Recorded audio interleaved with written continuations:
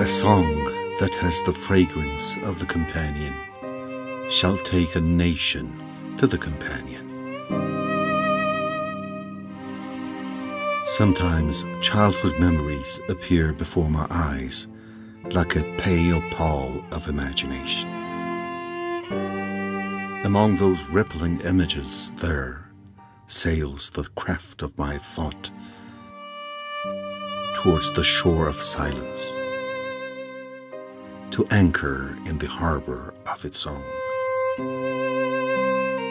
I dwell on my existence. I want to decipher the oriental thoughts and secrets, and to put an end to my bewilderment and self-alienation. I am a traveler, standing on the shore of thoughts. My aim, to pinpoint my lost identity.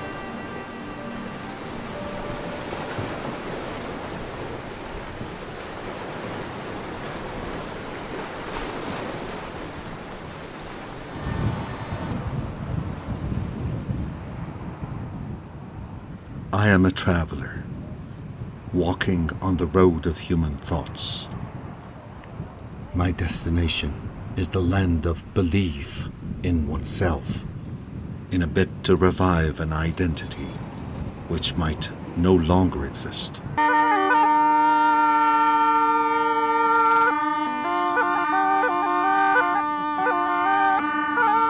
It is an identity which, like a child's toy, is played with, but in a deadly way.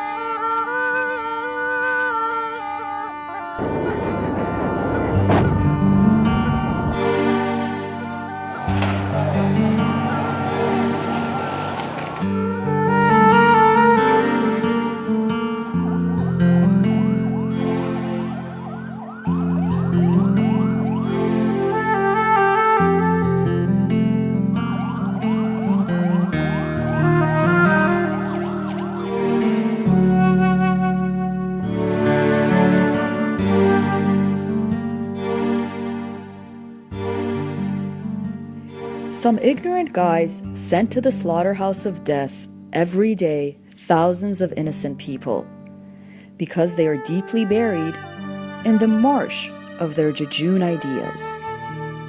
In a way, there are two types of travels, a physical one, or going from one place to another, and a spiritual one, or transforming from one mood to another. Those embarking on the first type are many in number, and those embarking on the second type are much less. My travel is a mixture of both.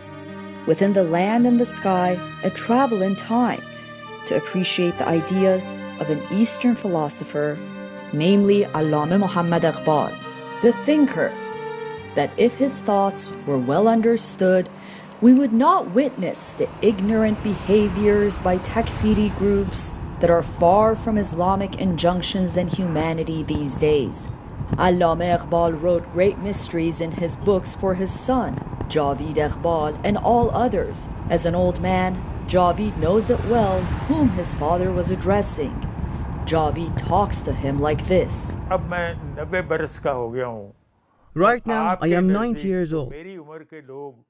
You don't address people of my age. You address young people. You like them to believe what I say.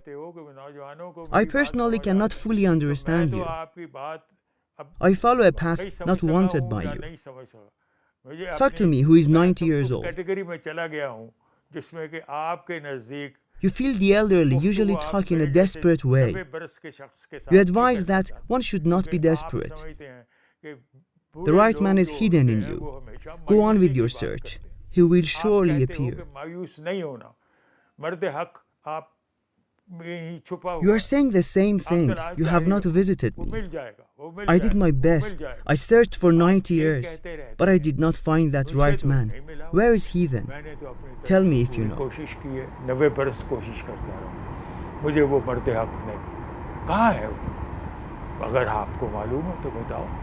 I begin my journey right from here to the city of Sialkot, the birthplace of Iqbal. Perhaps in this travel, I would be able to show some special features of that righteous man. Today, Sialkot is a city in Punjab, Pakistan. The city, when Iqbal was born, was part of India. Oh, you who are familiar with me, come with me to the childhood alleys. Tread on memory's pathway. Come with me to my intimates' alley. In my childhood home, on roofs quite stranger to all noises. May they be merrily remembered. The period of harmony with existence and excellence. The pleasant period of being with the companion, with all its liveliness, during all the year's generous moments. Those alleys full of love, the splash of pure wafers.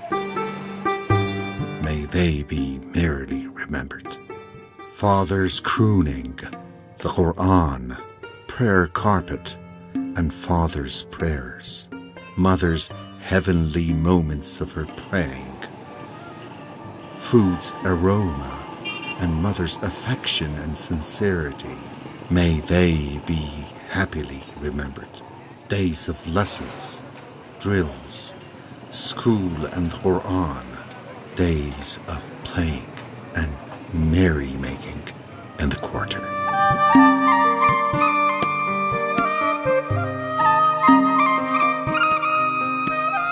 Hello to you and to the fruitful days of your past life. I do love you as you were my refugee place and my birthplace. I do love you as it was you who started my life. ये वो घर है जहाँ अल्लामा इकबाल 9 नवंबर 1877 को सुबह 5 Here is the very room wherein Iqbal was born on the 9th of November 1877 at 5:14 a.m. इस घर की इब्तिदा की 6 फरवरी 1861 The house here was built by his grandfather, Sheikh Muhammad Rafiq. He was the first to occupy the house. उसके बाद On the 6th of February 1861, he bought 3 small rooms and a house near here until Iqbal was born. Later, Iqbal's elder brother came here. The house has undergone no change since then.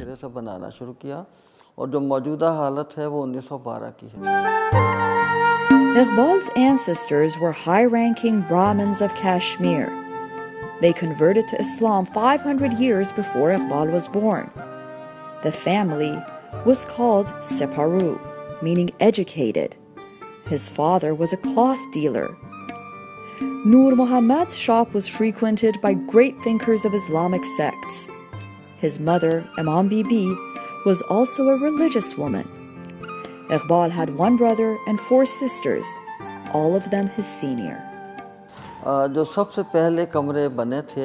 Rooms were built before anything else in 1861. Iqbal's family prepared the first room for the wives. There, in that room, you see a cradle and a chair.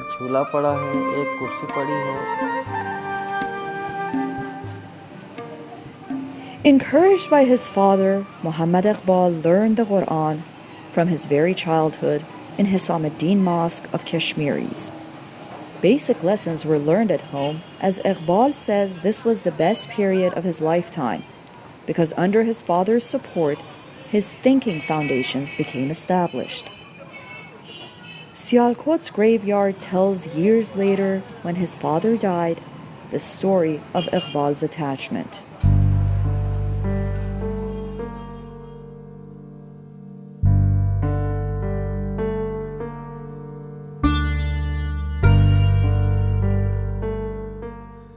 So many times I have asked myself, what is existence? From where does it take root? What a secret it is that has attracted thinkers' attention. I could not find answers to those questions.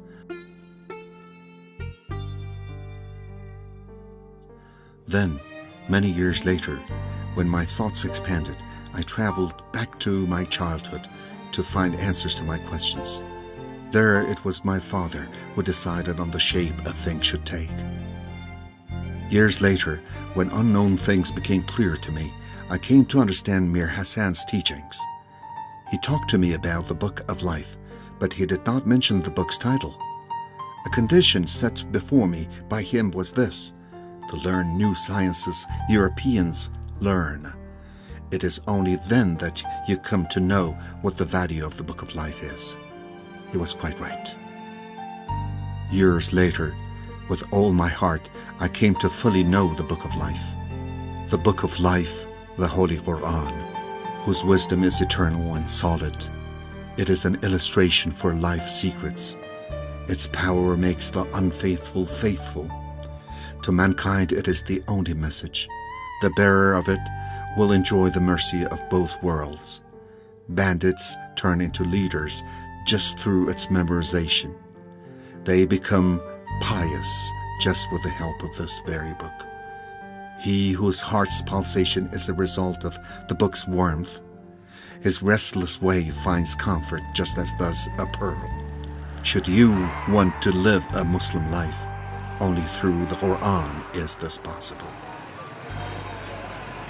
Sialkot, a city in northeastern Punjab province located at the foot of the snow-clad Kashmiri mountain. It was here, in this crowded city, where Allama Iqbal's first educational basis took root. Having received his first training by father and such a great teacher as Maulana Mir Hassan, the young Muhammad entered Scotch mission school to start his official education therein. The school's premises, against passage of centuries, keeps the same shape as it used to have. He finished his high school here in 1891. Then in 1893, he completed his 10th grade, and it was here where he finally ended his high school education in 1895 and got his high school diploma.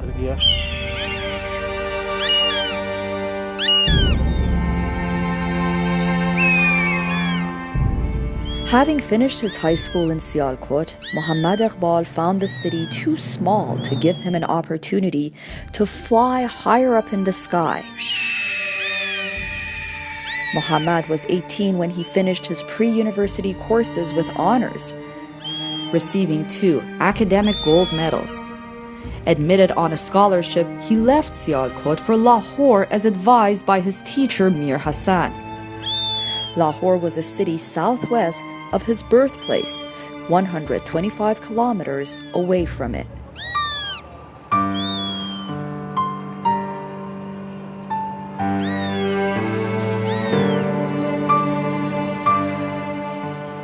Then Muhammad Iqbal went to Punjab University, one of Pakistan's oldest universities, established in 1882 by the British ruler of the Indian subcontinent in Lahore. There, the instruction language was English, though some lessons were taught in Urdu. Young Iqbal of Sialkot went there to continue his education. Very soon, he got so famous throughout the world due to his thoughts and his Persian Urdu poems. Known as Iqbal Lahori, he was destined to get his BA and MA here and composed his earliest poems. Allama Iqbal बिलाशुबा हमारी इस्लामी दुनिया का Undoubtedly, Iqbal is, for us in the world of Islam, a clear metaphor and a great name. Iqbal found in Islamic world a special thought.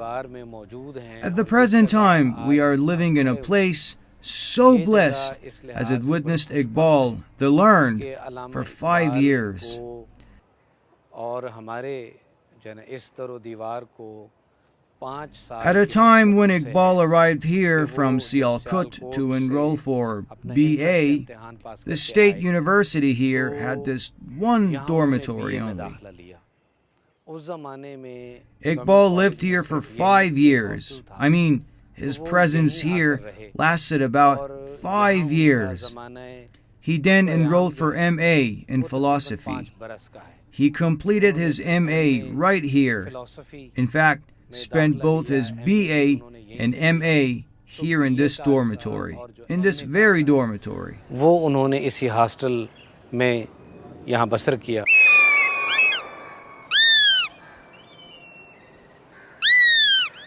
Iqbal, as it seems to me, went through 2 periods in his life, a wisdom period and a love period. اقبال زمانی که در شبه قاره بود During the time Iqbal was still in the subcontinent, and when he had not yet left for the West, he was naturally well acquainted with Western philosophy, had deeply studied Hinduism and Islamic thoughts.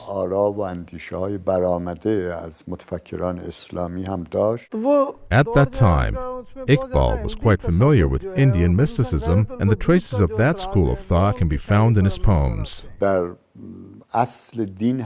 He studied in depth our religion, and with such a deep knowledge, he left for the West.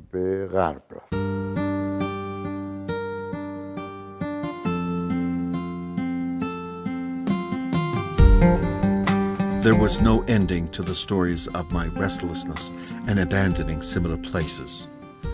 I was 28 when, recommended by my teacher, Sir Thomas Arnold, I left for Europe to continue my studies. Having a master's degree in philosophy, I had taught at the Oriental College, but going to England and starting study at Cambridge University for a doctorate in philosophy changed everything. Studying at Cambridge secured me opportunities to know better and more about Western philosophers. At the same time, I enrolled at the Faculty of Law to be able to get permission to act as attorney.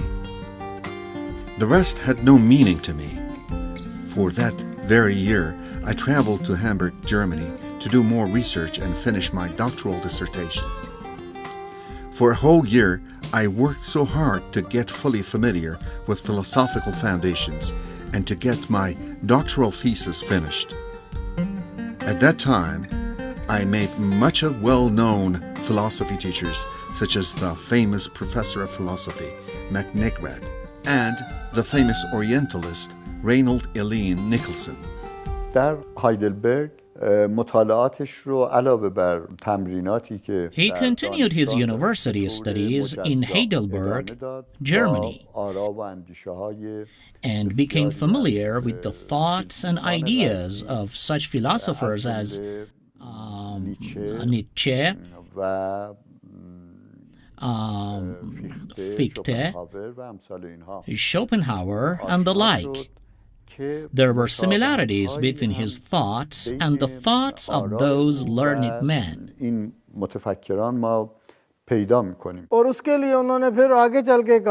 Iqbal continues to say that he was changing and thinking those days. Interestingly enough, Iqbal was influenced by Western philosophers. He adopted their thoughts and opinions. He received ideas from them, but mixed them with his own to create an independent thought system and called it own philosophy.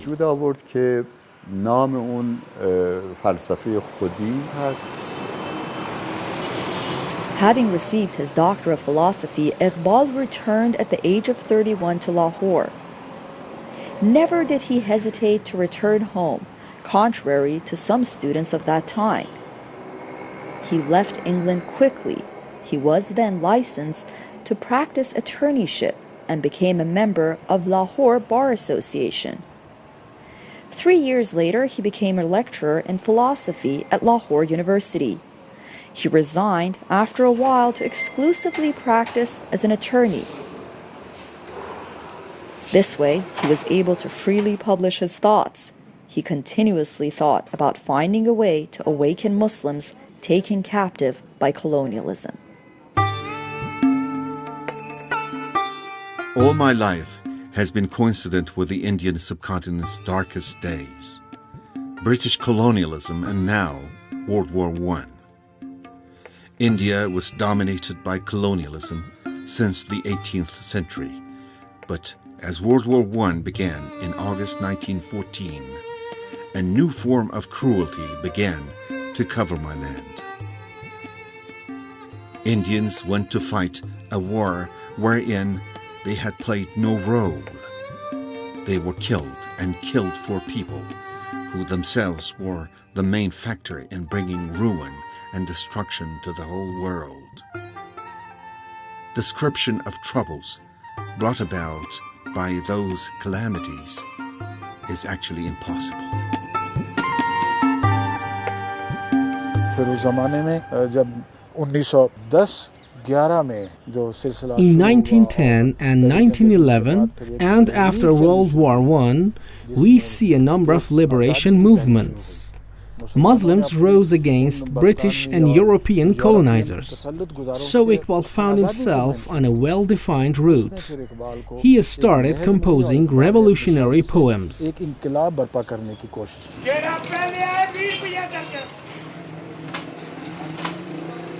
After World War I in 1918 and the fall of the Ottoman Empire, something had to be done quickly to save people of the tyranny imposed on them.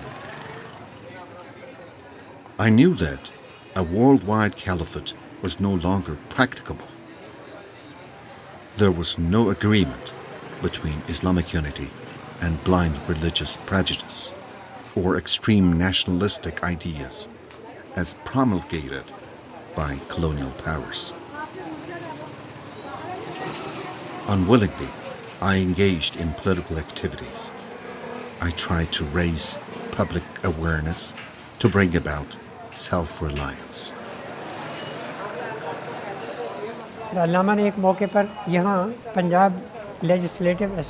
Allama ran for Punjab Parliament election. As he said, he hated political activities and Muslims' needs forced him to enter the political arena. Consequently, he joined the Muslim League Party. He succeeded to become an MP for Punjab province for 3 years. During that time, he tried to solve Muslims' problems. Iqbal used to talk on such problems.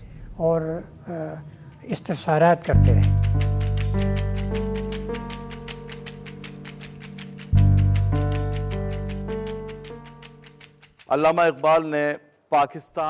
Iqbal nurtured the wish for an independent Pakistan.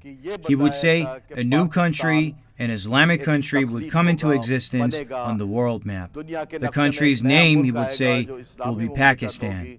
Iqbal did not give this name to a new country, but surely he had it as a Muslim country in mind. During my lifetime, I liked those sleeping in the world of thought to wake up from their deep sleep. But sadly, the sleep is too deep. Therefore, I took refuge in the world of rhythmic words and meaningful poems to awaken the youths of this sorrowful nation in order to sail the craft of our thoughts to the shore of productivity. I was a young man when I found out that to weather horrible tempests and the enemy's lurking place, we had no way but recourse to the miracle of the last time. The Holy Quran, the book with miraculous words which can be used as the best means to awaken thought and exalt the belief in self. The book is most succoring, particularly to the youth. I, who despair, of the sages of old have a word to say touching the day to come. Render my speech easy unto the young. Make my abyss for them attainable. Iqbal's message is addressed only to the youth. He calls them royal falcons. As held by Iqbal, the royal falcon has 5 characteristics. Iqbal wants the youth to catch hold of falcon's characteristics as much as possible. The 5 good attributes of the royal falcon, as seen by Iqbal, are flying high. So, Iqbal wants the youth to fly high for sure. The second attribute is keen eyesight. The youth can fly high only if they have keen eyesight. Its third attribute is that it does not build a nest, nor does it follow richness. The fourth attribute, it loves solitude, as it is a source of creativity. The last attribute, as told by Iqbal of the royal falcon, is it does not eat the prey hunted by others. Iqbal wants the youth to show these 5 attributes.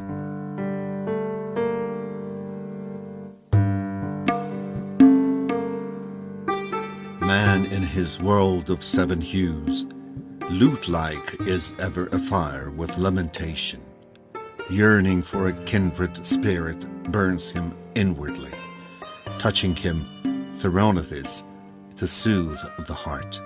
And yet, this world that is of water and clay, how can it be said to possess a heart? Sea, plain, mountain, grass, all are deaf and dumb. Deaf and dumb heaven and sun and moon. Each one is desperate just as we are. A vagrant lost in azure wilderness. Bitterly I wept, but echo answered never.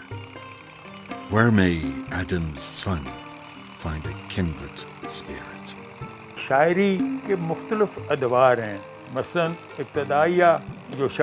Allama's poetry consists of certain periods. His poetry was at first as the poetry of the day. He would say at that time, my Urdu poems are like a building made of clay. Little by little, his Persian poems came into existence. Among the first Persian poems were the familiar secrets and the mysteries of rapture. Such poems end with Javid Name, or perhaps with What Can Be Done, O Eastern People.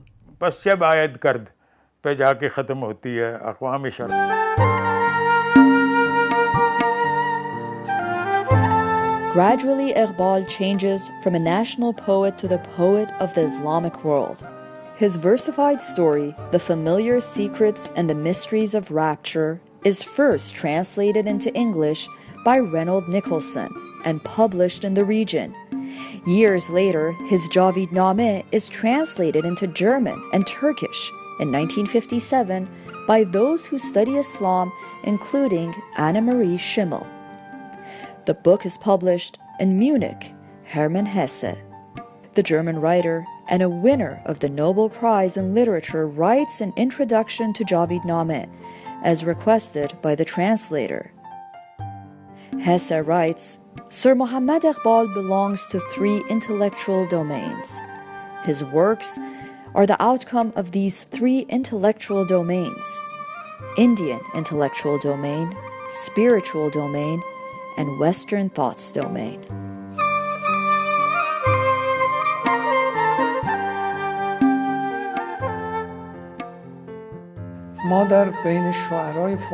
There are 3 groups of Persian poets. The first, those who are absolutely meaning-oriented. Iqbal, as a poet, is highly accomplished. He has bridged the gap between wisdom and heart. The second, those who are pedantic. Meaning is absent in their poems. They pay attention to words and nothing more. His poems touch the reader's sensations because they are so meaningful and precede even the thoughts forming in their minds. The third, those whose poems are full of both words and meanings. From among them, we can name Hafiz and Sadi. Such senses calm mind, imagination, and consequently heart. This is a rare attribute seen in such great poets as Hafiz and Rumi. The attribute is common in all Iqbal's poems. Allama Iqbal has mastery not only over words, but also over various meanings, meanings which come out of him and are derived from his thoughts. His meaning-oriented poems outnumber his other types of poems, just as Rumi's. Iqbal says, "There is no comparison between the melody and me. Speaking is only a pretext. I am pulling the camel, which has no rein." Allama Iqbal, with a faith in Islam and a reasonable Gnostic faith indicating his deep certitude in God's sovereignty, moves his mind to search for secrets and mysteries of the creation. In his Islamic Gnostic poems and such verified stories as the Souvenir of Hijaz, the Eastern Message, the Familiar Secrets, and the Mysteries of Rapture, he talks about the principles of internal ontology of things, an idealization of the existential world. While his thoughts are at the height of their powers, he invites Muslims to solidify familiar philosophy exactly in accordance to monotheism, to bring about a new perspective, a new worldview into the Islamic world. So many memories are related to this house. My father came to live in this house when he was 11. Now, what sort of memory do you want me to tell you? Talking about Iqbal's thoughts reminds us of the familiar thoughts as his central train of thought. We hear Iqbal saying, "To a mullah, a denier of God is an unbeliever. To me, more unbeliever is he who denies his own self." Just ask, what is Iqbal's philosophy? The answer is, the philosophy of your own. Iqbal's philosophy is in fact the philosophy of one's own, or familiar philosophy. What is familiar philosophy? That you know your origin very well.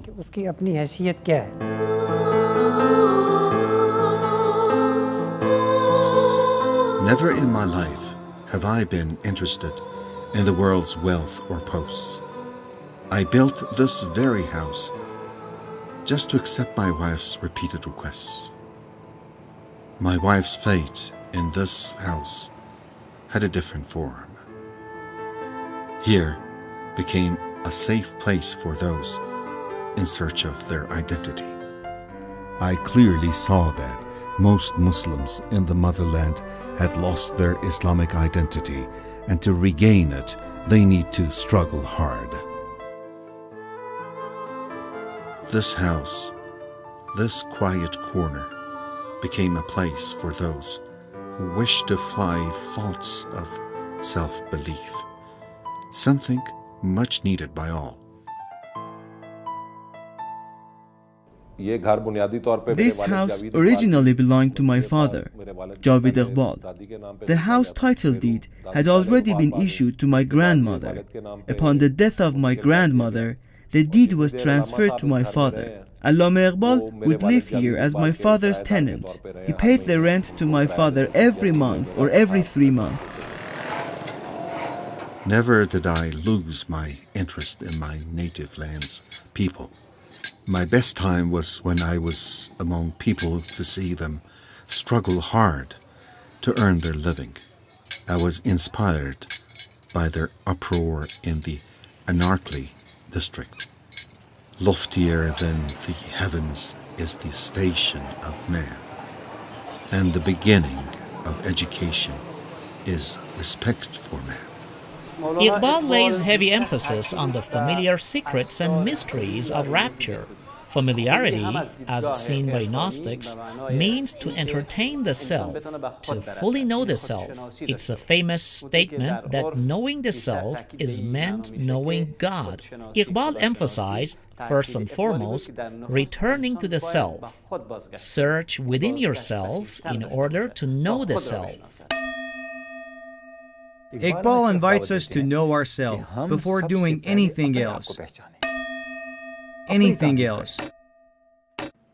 We shall heighten ourselves to become a human being par excellence. From God's own being, the self got a being so. From God's own show to self, he gave a show. About this shining pearl I know not where it could be then without a river there. Iqbal meant to look carefully at human beings on the one hand and to look carefully at Islamic ideology on the other hand. For that very reason, we see Iqbal describing in detail the Eastern society and the essence of Islamic thought. Who is a selected man? A selected man is the one who is searched for by God. He is in a form desired by God. God wants that kind of human being.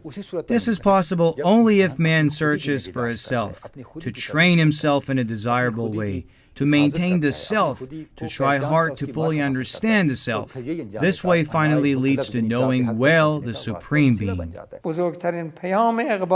The greatest message of Iqbal, as expressed in his poems, is to know yourself, to turn to your own self, to know the East, not the West.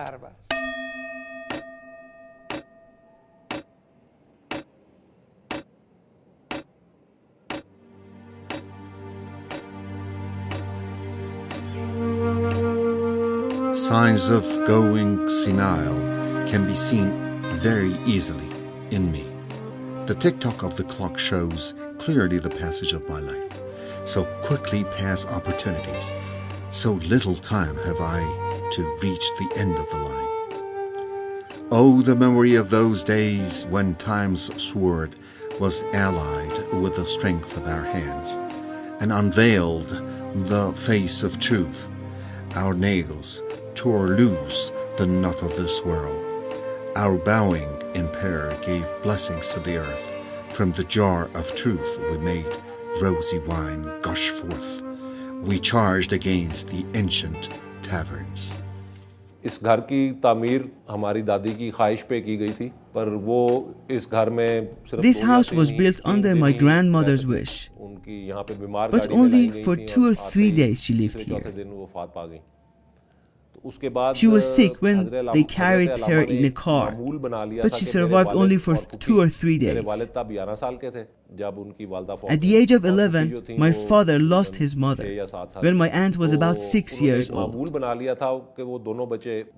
My father and my aunt would come here every day to see Allama, who was lying on this bed.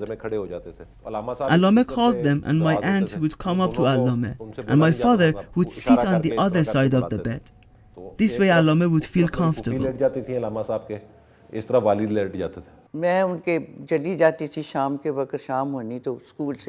I usually went to see them after school. Allama was always lying on his bed and resting.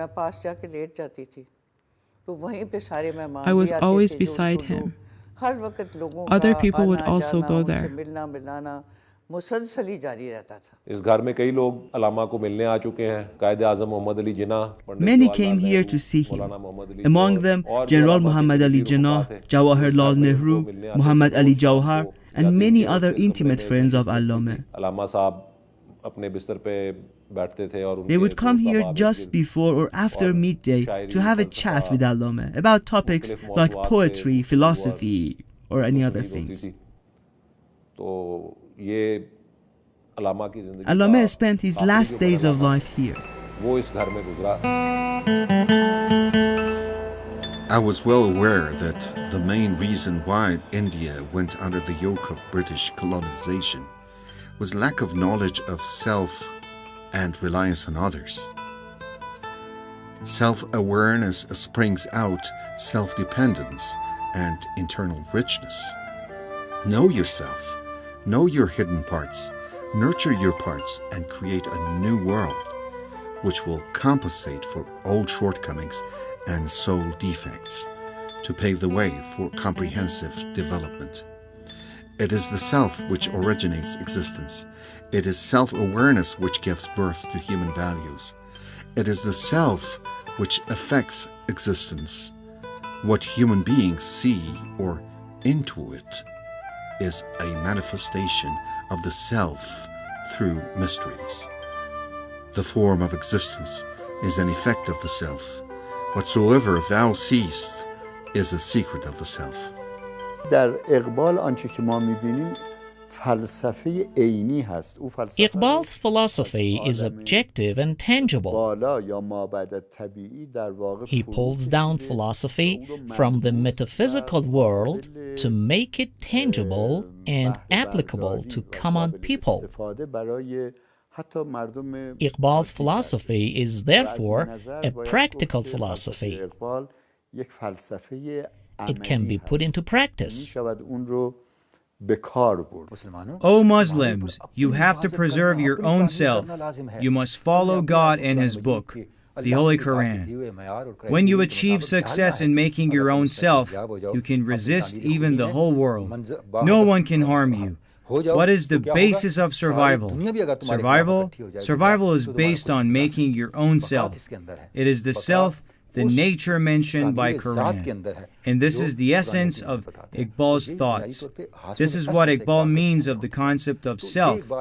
For that very reason, every member of the Islamic world should know this way of thinking, personally and socially.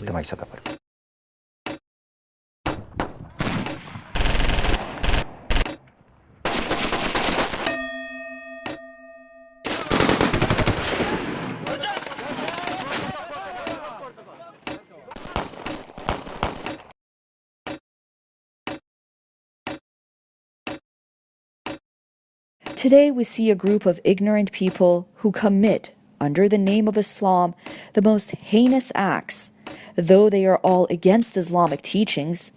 In fact, they are all Satan's companions and toys in the hands of those who want to mislead them.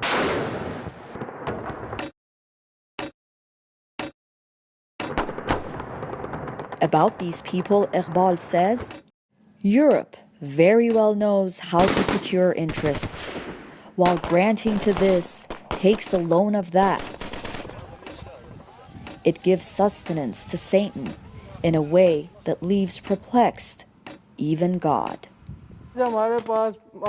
Nowadays, there are calculated plots against Islam. The enemy is very active to destroy the Islamic world from within. I personally think that we need Iqbal's ideas about Islam now more than ever before. You are simultaneously a learned man, a Sayyid, a descendant of the Prophet. But tell me, are you a Muslim too? A Muslim is called infidel by another Muslim. It is not a non-Muslim who calls him infidel. It is a Muslim. All problems are created and spread here and there by those who are pursuing only their own interests.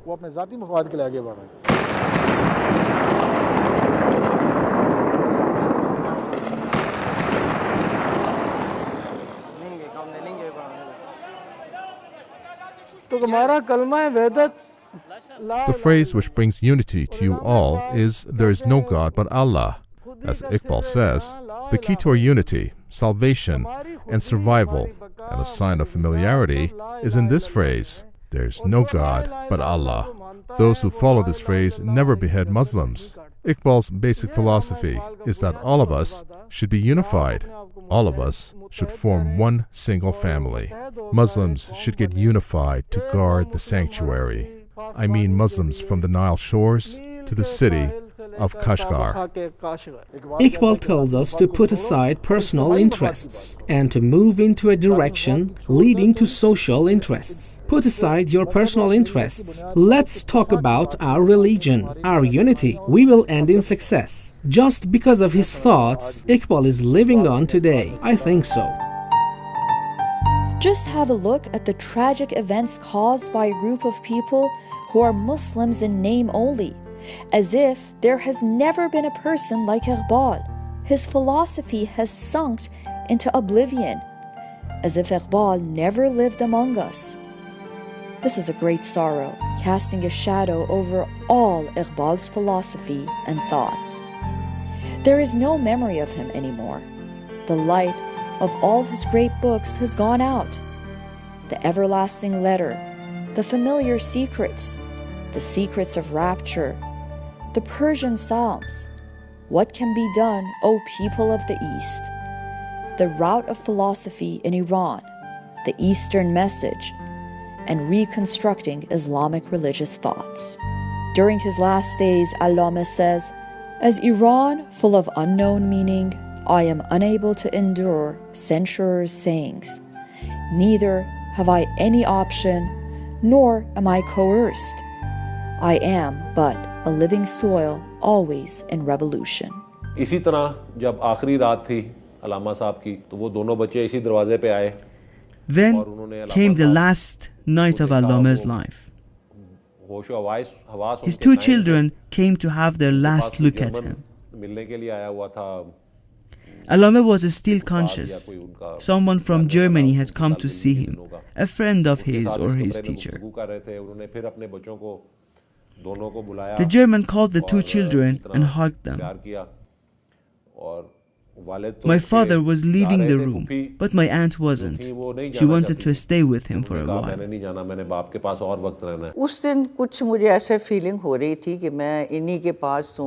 At the time, I felt I had to stay with Allama and to sit there motionlessly. Our tutor, Aunt Doris, came there to take me with her. I told her, I will stay here at least for a while.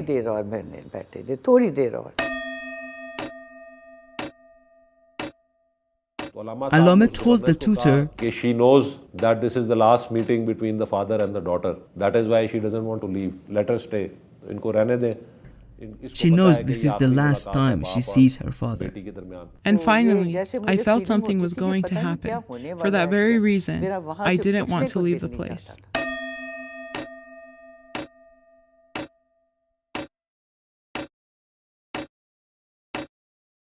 Early in the morning, Allama passed away. The muezzin was calling out the morning adhan. Here, beside this bed, was standing his close friend, Ali Bakhsh. There were some other friends too, although most of them were saying their morning prayers at the mosque at that time. Back then, the mosque was more like a house than anything else. Friends were there to say their prayers in congregation. After their prayers, Allama passed away. His last words were the two testimonies. Then his soul flew to the sky. I personally suppose people like Allama will come to this world several centuries later.